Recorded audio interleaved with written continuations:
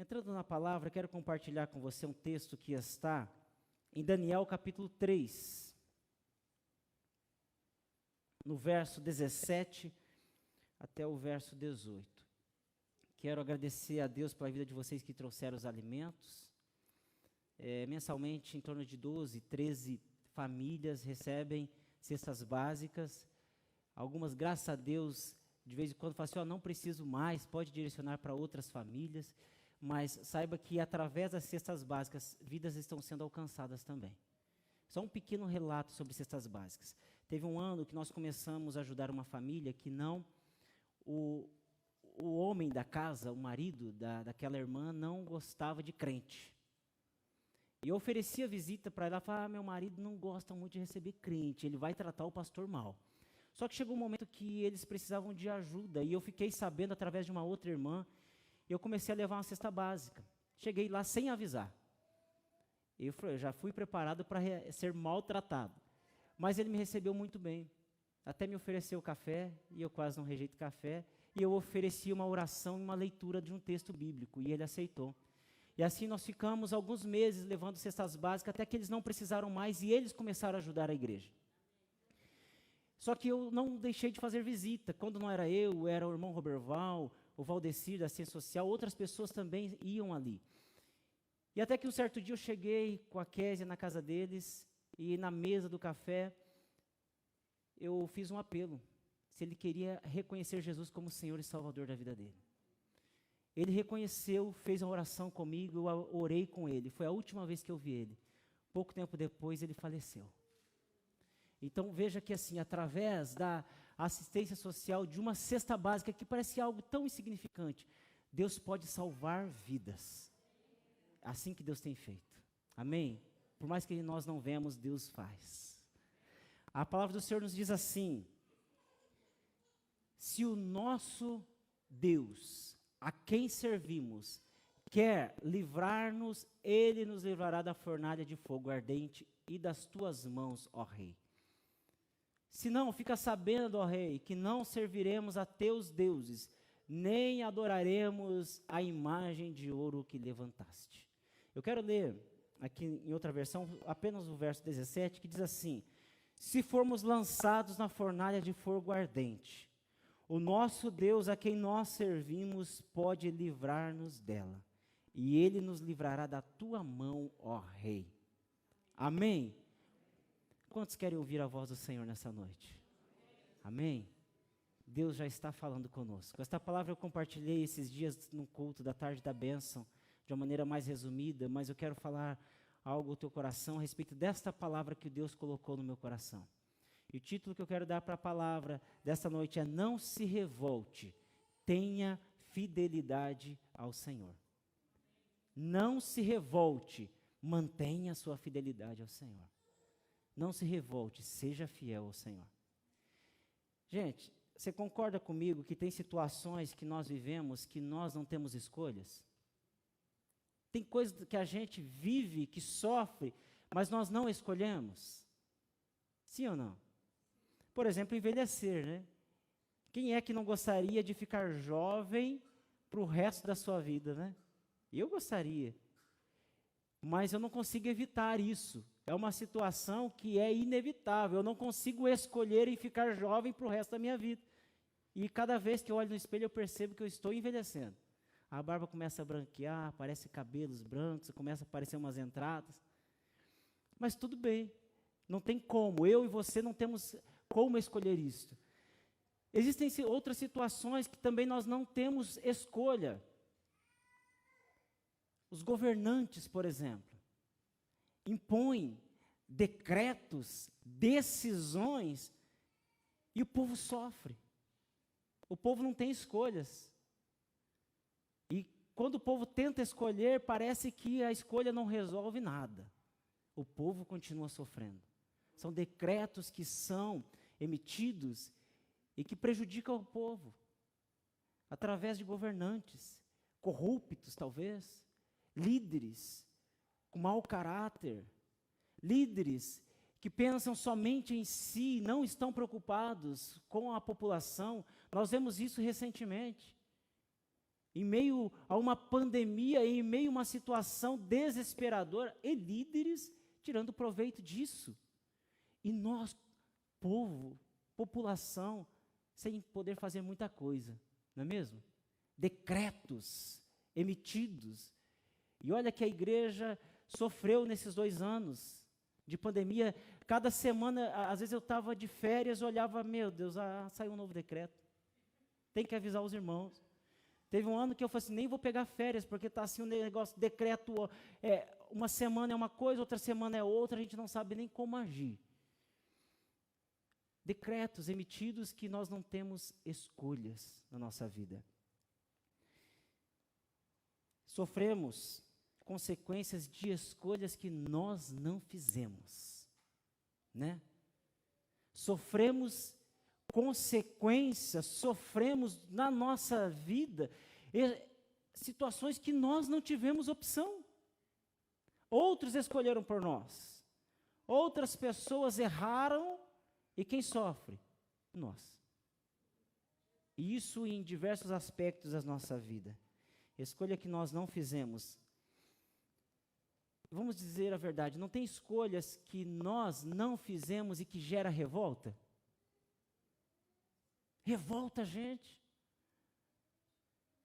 A gente revolta, mas pode gritar, sair na rua gritando. Pode buzinar, pode bater panela, mas parece que não resolve nada. Mas gera revolta, e é nesses momentos de revolta que a nossa fidelidade ao Senhor, ela é provada. Em momentos de revolta, a nossa fidelidade ao Senhor é provada. Por quê? Porque algumas vezes corremos o risco de jogar a culpa para Deus. Deus, o Senhor não está vendo? Deus, onde o Senhor está que o Senhor não está respondendo? Senhor, eu estou desamparado, será que o Senhor não está me enxergando? Será que o Senhor não está enxergando o que a nação está vivendo, o mundo está vivendo? Nós corremos o risco de colocarmos à prova a nossa fidelidade ao Senhor em momentos difíceis, em momentos de revolta.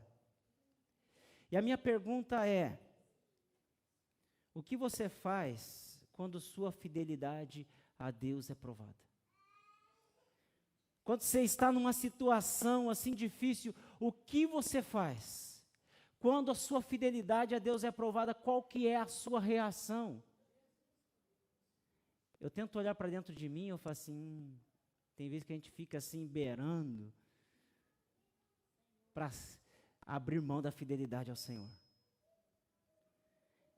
E essa é a minha pergunta para você nessa noite.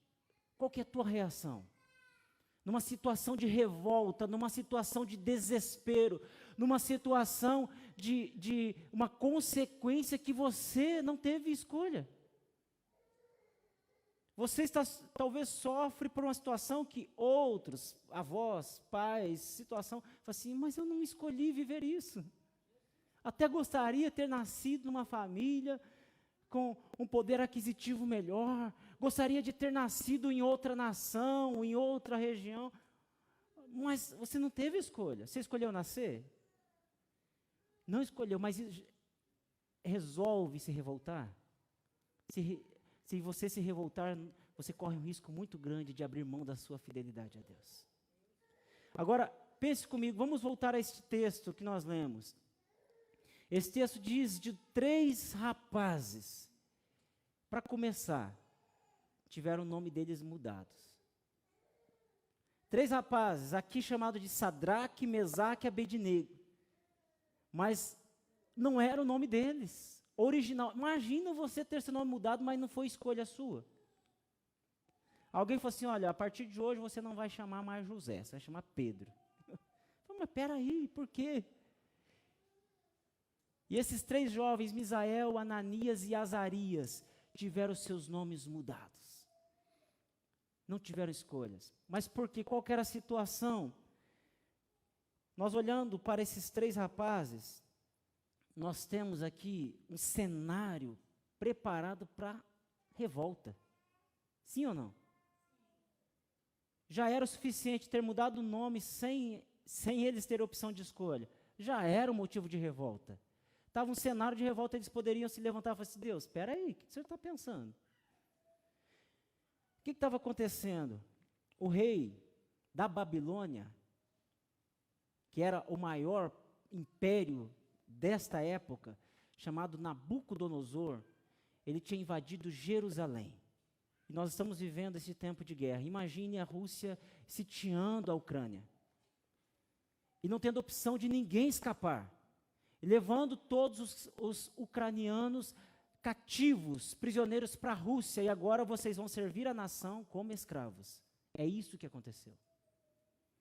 Nabucodonosor rodeou Jerusalém e tirou todas as pessoas conhecidas como povo hebreu ou povo de Israel, era o povo que professava fé em Deus, e levou como escravos para servirem na Babilônia. E dentre esses escravos, eles escolheram alguns jovens que se destacavam um pouquinho mais. Escolheram Daniel, que o livro leva o nome dele, que depois teve o seu nome também mudado para Beltesazar.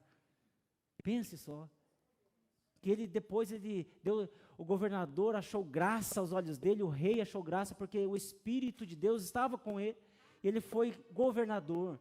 E esses 3 jovens que eram superintendentes de algumas regiões, escolhidos pelo rei, tinham uma função um pouquinho melhor do que os escravos. Porém, eles chegaram a uma situação um pouco difícil.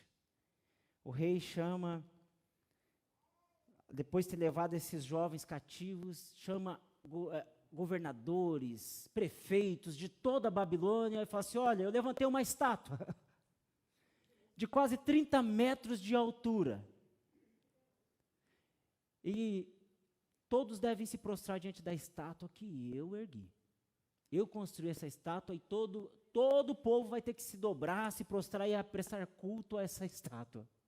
É o Deus da Babilônia agora.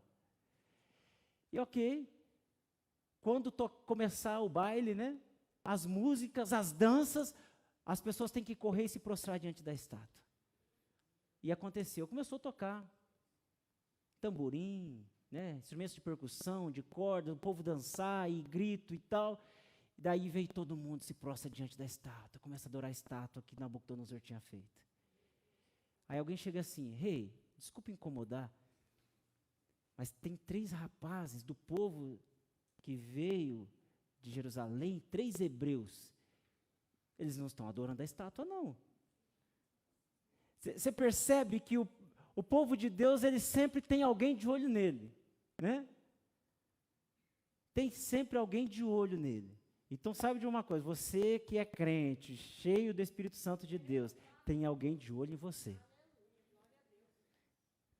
Para se inspirar em você, ou para falar assim, olha lá, não está fazendo o que você pediu. E o que acontece? O rei fala, manda trazer esses rapazes aqui. Quando chega os 3, fala assim, Sadraque, Mesaque e Abednego. Tem um nome bonito, Abednego, né? É de propósito o que vocês estão fazendo? O rei pergunta para eles. Eu construí uma estátua e vocês não estão se prostrando diante da estátua? É de propósito o que vocês estão fazendo? Eu vou dizer uma coisa para vocês 3. O rei fala para eles. A música vai tocar de novo. E quando a música começar a tocar, se vocês não se prostrarem diante da estátua que eu construí, vocês vão ser lançados na fornalha de fogo. E o rei fala uma coisa, ele desafiou Deus, né? Fala assim, e eu quero ver quem é o Deus que vai poder livrar vocês da fornalha. Lembra do hino Rompendo em Fé, né? Cada vez que a minha fé é provada, tu me dás a chance de crescer um pouco mais. No momento que a sua fé é confrontada, o que você faz? No momento em que a sua fidelidade a Deus é confrontada, o que você faz? Você fala assim, Deus, só agora, tá? Só agora. Eles pegam e falam assim, no verso 16, falam assim, rei, não convém nós respondermos sobre este negócio. Sabe o que eles estavam falando para o rei? Não estavam sendo desrespeitosos com o rei. Estava falando assim, rei, é o seguinte, nós estamos despreocupados com relação a isso. Nós estamos tranquilos com relação a isso. Sabe que eu vejo a atitude desses jovens? Esses 3 rapazes, eles foram provados na fidelidade a Deus, e sabe que eu vejo as atitudes deles, nesse verso 16, que eles não se defenderam. Eles não se defenderam. No lugar de se defenderem, eles pegaram o caso deles e deixaram para aquele que sabe resolver todas as coisas. Sabe por quê? Porque eles sabiam, eles conheciam o Deus que eles adoravam. Longe da nação, longe de uma sinagoga, longe de um templo, longe de um culto, eles continuavam fiéis ao Senhor. Numa nação que não era o povo deles, com o nome mudado, eles continuavam fiéis ao Senhor. E diante agora deste cenário, que ali aparentemente era o fim deles, eles não se defendem. Eles simplesmente demonstram tranquilidade, não demonstram preocupação, estão despreocupados.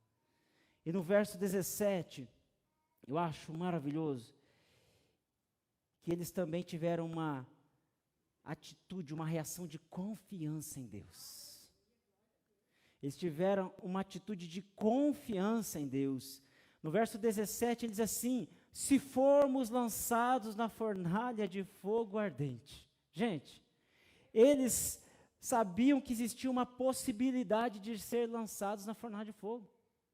Eles não negaram a possibilidade de sofrer o dano. Eu falei assim, ok. Se nós somos lançados na fornalha, eu falei assim, olha, pode ser que sejamos lançados na fornalha. Eles não abriram mão da possibilidade. Mas eles também disseram o seguinte, olha, o Deus, ao quê? A quem nós servimos. O Deus a quem nós nos prostramos. O Deus a quem nós reverenciamos. O Deus a quem nós prestamos culto. O Deus que mora dentro de nós e que nós somos casa dele. É este Deus, ele pode nos livrar da fornalha. O Deus a quem nós servimos também pode nos livrar da tua mão, ó Rei. Gente, eles tinham convicção, eles tinham confiança em Deus. Olha, se Deus nos livrar da fornalha, também vai nos livrar da mão do rei. Se nós não morrermos na fornalha, também nós não vamos ficar cativos na mão deste rei. Eles tiveram uma atitude, uma reação de confiança, mas eu quero te chamar a atenção a uma outra atitude, outra reação deles. Eu gostaria de destacar essa reação que está no verso 17 e 18. Parte do verso 17 diz assim: o nosso Deus a quem nós servimos. Uma atitude de fidelidade a Deus. Uma reação de fidelidade ao Senhor. O Deus a quem nós servimos, isso diz muita coisa. Quem você serve no momento de aperto? Quem você serve quando um decreto está emitido contra você? Eles disseram, o Deus a quem nós servimos, eu sou fiel a Ele. É Ele que eu sirvo. Não é essa estátua de ouro, não é ao rei Nabucodonosor, mas é o Deus a quem nós servimos, o Deus dos céus. E o verso 18, ele também diz assim, não serviremos a teus deuses. Ele está dizendo, nós não trocaremos a nossa adoração ao único e verdadeiro Deus para servir esta estátua. Nós não nos prostraremos diante dessa estátua, mas nós continuaremos nos prostrando diante de Deus, ainda que nós tenhamos que ser lançados na fornalha. Ele diz assim, não serviremos a teus deuses, nem adoraremos a estátua de ouro.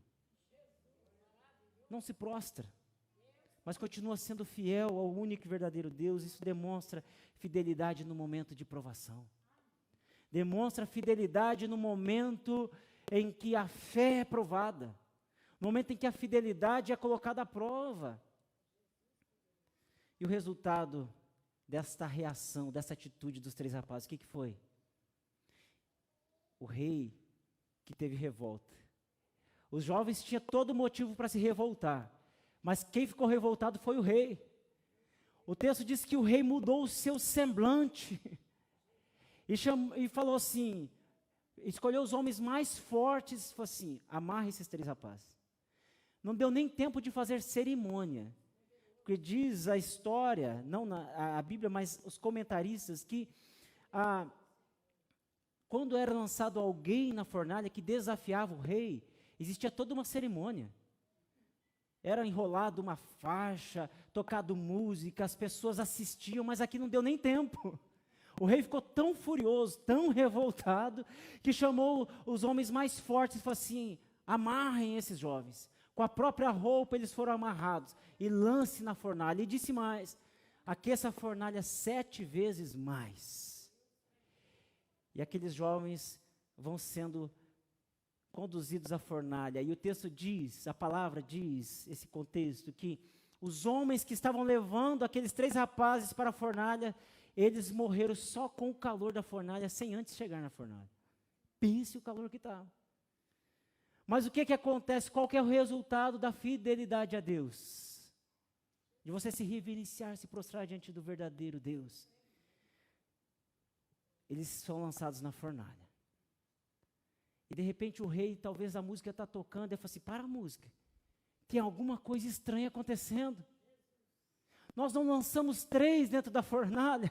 Gente, quando eu li essa história pela primeira vez, eu era adolescente, me arrepiava o corpo inteiro, essa parte, foi, nós não lançamos 3 dentro da fornalha, atados, mas tem 4, e o 4º homem é a semelhança dos filhos dos deuses, e eles estão andando para lá e para cá, eles não estavam atados, eles estão andando, passeando no meio da fornalha.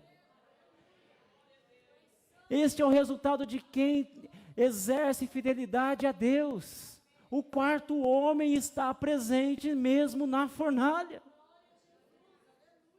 Eu falo, não, peraí, e o rei grita o nome deles, tira eles, e olha o que acontece. Não tinha um cabelo queimado, não tinha cheiro de fumaça, não tinha lesão alguma, nem marca de fogo no seu corpo. E eles estavam desatados. Nós conhecemos o Deus a quem nós servimos.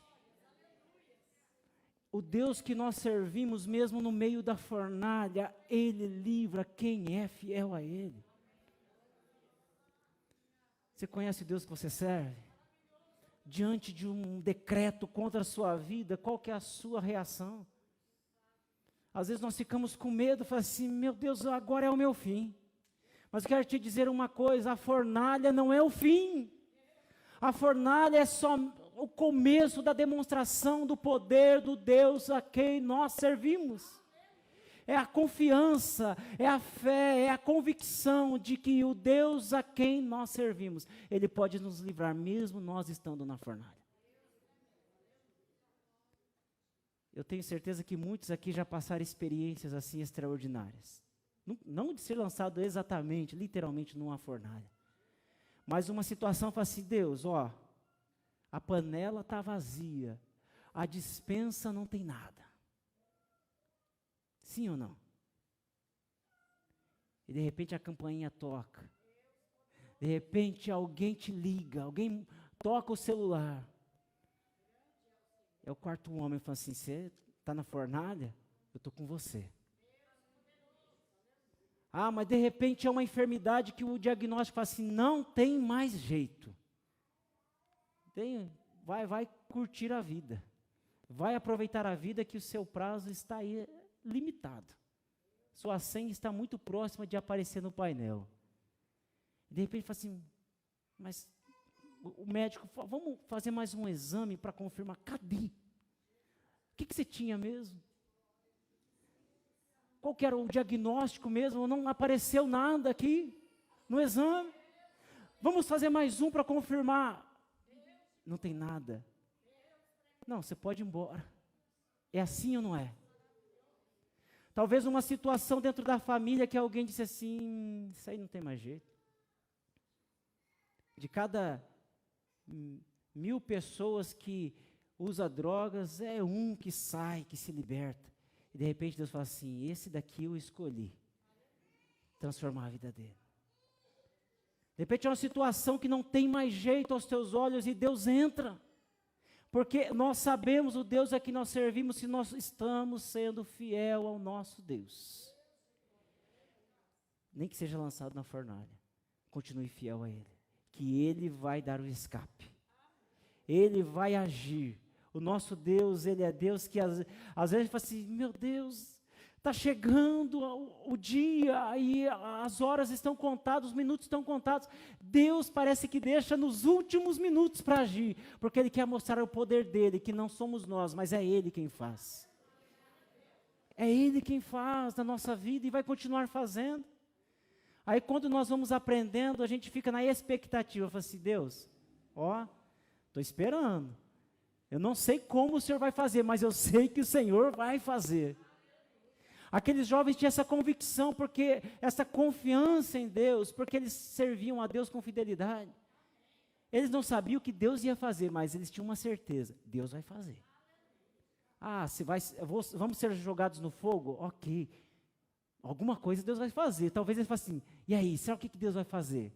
Vamos ver quem acerta? Talvez um fosse assim, não, acho que nós vamos para o fogo, rapaz. Ou talvez outro fosse assim, acho que nós vamos entrar na glória hoje mesmo. E outro falou, não, vamos ficar na expectativa que Deus sempre surpreende nos últimos minutos. Se nós somos fiéis ao Senhor, Deus, Ele surpreende. Mesmo estando na fornalha. E eu quero te perguntar, se existe um decreto para que você se prostre diante de uma estátua, ou qual é a estátua, ou qual é o decreto contra a sua vida, se é que existe. E eu falo que para o povo de Deus sempre existe um decreto, para complicar a vida do povo de Deus. Não é para complicar, né? É para mostrar o poder de Deus. Em Mateus 16:18, Jesus ele fala assim, que as portas do inferno não prevalecerão contra a igreja. Nós somos esta igreja, nós servimos esta igreja, pertencemos a esta igreja. Portanto, ainda que exista uma fornalha, Deus e Ele dá livramento. Talvez uma situação que você esteja vivendo, desafiadora, uma tentação, uma condenação do inimigo,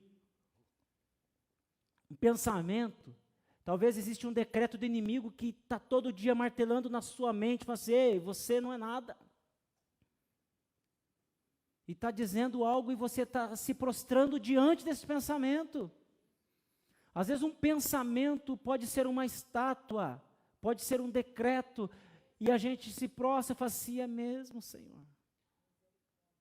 Se prostrando diante de estátuas deste mundo. O inimigo, ele não vai construir uma estátua e vai falar assim, se prostre. Hoje não vai fazer isso, nós temos conhecimento para isso, suficiente, que nós não vamos nos dobrar diante de uma estátua. Mas o inimigo vem de maneira sutil. Vem com pensamento, vem com sentimento. E Deus está falando assim, eu quero te livrar. Tem um decreto contra a tua vida. O inimigo anda furioso contra os crentes. Porque ele sabe que são as últimas horas da igreja do Senhor Jesus na face dessa terra. Você acha que o inimigo não sabe disso? Ele não sabe a hora que Jesus vai voltar, mas ele sabe que a igreja vive os últimos dias. Então ele vai tentar de todas as formas emitir decretos contra a sua vida, dizendo, olha, desista. Saia do meio deste povo. Se prostre diante desses pensamentos que eu estou colocando na sua mente, que você não é nada, que você nunca vai ter experiências com o Senhor, que você nunca vai receber do Espírito Santo, que você nunca vai ter um dom na sua vida, que você ninguém olha para você. E aos pouquinhos vai dobrando os joelhos. Mas nós conhecemos um Deus que pega pela tua mão e diz assim, levanta que eu te ajudo. Nós conhecemos um Deus que diz assim, não temas, pois eu estou contigo por onde quer que você andar. Se você passar pelas águas, eu vou estar com você e elas não vão te afogar. Se você passar pelo fogo, não vai arder chama em ti, porque eu estarei contigo. O Senhor está conosco, Ele nos livra da água, nos livra do fogo, Ele nos livra dos ataques do inimigo, porque Ele é Deus. E este é o Deus que nós servimos. E se existe um decreto de inimigo, se existe uma fornalha, saiba que a fornalha não é o fim, mas é a demonstração do poder, do Deus que nós servimos, do Todo-Poderoso de Israel. É Ele. Amém? Eu queria convidar você a colocar-se em pé. Aleluia. Nós louvamos a Deus pela sua vida. Muito obrigado. Que Deus abençoe vocês. Que você tenha uma semana abençoada na presença do nosso Deus. A todos que nos visitam, que Deus continue abençoando. Muito obrigado pela sua visita. Quem nos visita pela primeira vez, você vai ganhar uma lembrança da nossa igreja. E convidamos você a retornar mais vezes. Amém? Que Deus continue abençoando. Vamos orar agradecendo a Deus por essa noite. Deus, muito obrigado por tudo que o Senhor já fez aqui neste lugar. Obrigado, Senhor, pelos louvores. Obrigado, Deus, pela Tua presença, pelo Teu Espírito Santo ministrando uma palavra ao coração de cada pessoa aqui. Que o Senhor, ó Pai, continue abençoando. Abençoe, ó Pai, também esta noite, Deus. Que cada um tenha uma noite de descanso, um sono tranquilo, um sono reparador, ó Pai. Um sono, ó Pai amado, abençoado pelo Senhor. Dê também uma semana abençoada, uma semana ainda que tenham fornalhas, ó Deus, que o Senhor esteja presente com os teus filhos e filhas durante essa semana, Pai. Em nome do Senhor Jesus, também no retorno ao seu lar, que o Senhor possa levar a cada um protegido, guardado, amparado pelo Senhor, ó Pai. O que eu oro, agradecido a Ti, em nome do Senhor Jesus. Amém, amém. Meus amados e queridos irmãos e irmãs, que o grande amor do eterno Pai, que a graça e a paz do nosso Senhor e Salvador Jesus Cristo, que as consolações e a comunhão do Espírito Santo de Deus estejam presentes na vida de cada um de vocês e todos digam amém. Deus abençoe a todos em nome do Senhor Jesus.